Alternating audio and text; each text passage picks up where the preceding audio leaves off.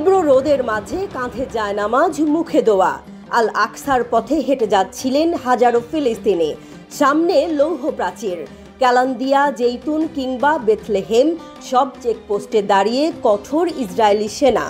রমজানের তৃতীয় জুমার নামাজ পড়তে আল আকসায় ঢুকতে চেয়েছিলেন যারা, তাদের অধিকাংশকেই ফিরিয়ে দেয়া হলো। এই দৃশ্যটা শুধু জেরুজালেমের চিত্র নয়, এটা ফিলিস্তিনি মুসলিমদের এক দীর্ঘদিনের বাস্তবতা। ওয়াফা সংবাদ সংস্থার তথ্য বলছে, রমজানের তৃতীয় শুক্রবারে আল আকসা মসজিদে নামাজ আদায়ে ফিলিস্তিনিদের প্রবেশ ঠেকাতে চূড়ান্তভাবে সক্রিয় হয়েছে ইসরায়েলি সেনারা।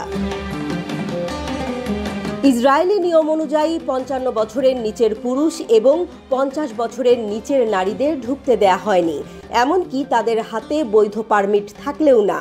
অথচ এই নামাজিদের অপরাধ ছিল শুধু একটি, আল আকসায় রমজানের পবিত্র জুমার নামাজ আদায় করতে চাওয়া।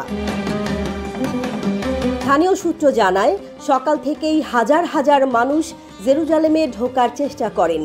কিছু মানুষ ঢুকতে পারলেও অধিকাংশকেই বাধা দেয়া হয়। ক্যালান্দিয়া চেকপয়েন্টে প্রায় আধা ঘন্টা পর্যন্ত একদম বন্ধ রাখা হয়েছিল প্রবেশদ্বার। এর মধ্যে অন্তত ৬০ জনকে আটক করে নিরাপত্তা বাহিনী। এই ঘটনায় ক্ষুব্ধ অনেকেই বলছেন, রমজানের মতো একটি পবিত্র সময়েও আমরা আল্লাহর ঘরে যেতে পারছি না, কারণ ইসরায়েল আমাদের বিশ্বাস, আমাদের অধিকার দুটোই কেড়ে নিতে চায়। একজন সাংবাদিককেও থামিয়ে জোর করা হয়েছে ক্যালান্দিয়া চেকপয়েন্টে। তার ক্যামেরা এবং সাংবাদিক দলের কাজে বাধা দেয় ইসরায়েলি সেনারা। শুধু ধর্মীয় দিক থেকে নয়, এটা ফিলিস্তিনিদের মৌলিক মানবাধিকারের স্পষ্ট লঙ্ঘন। আল আকসা নিয়ে নিয়মের বাড়াবাড়ি আগে থেকেই ছিল, তবে ২০২৩ সালের অক্টোবরে যখন ইসরায়েলি আগ্রাসনের নতুন ঢেউ আছড়ে পড়ে গাজা ও পশ্চিম তীরে, তারপর থেকেই বাড়তে থাকে চেকপয়েন্টের সংখ্যা, কমতে থাকে আল আকসার পথ। আল আকসা শুধু একটি মসজিদ নয়, মুসলিমদের জন্য এক আত্মার স্থান।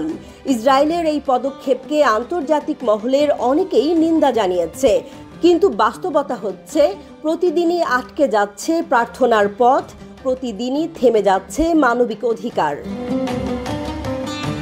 যুদ্ধবিরতি ভেঙে ইসরায়েল গাজায় হামলা চালানোর পর রমজানের তৃতীয় শুক্রবার সবচেয়ে বেশি কড়াকড়ি আরোপ করল ইসরায়েল। দ্বিতীয় শুক্রবার ৯০,০০০ মুসল্লি নামাজ আদায় করেন আল আকসায়। তবে এমন কঠোরতা ইসরায়েলের জন্য নিত্যকার ঘটনা।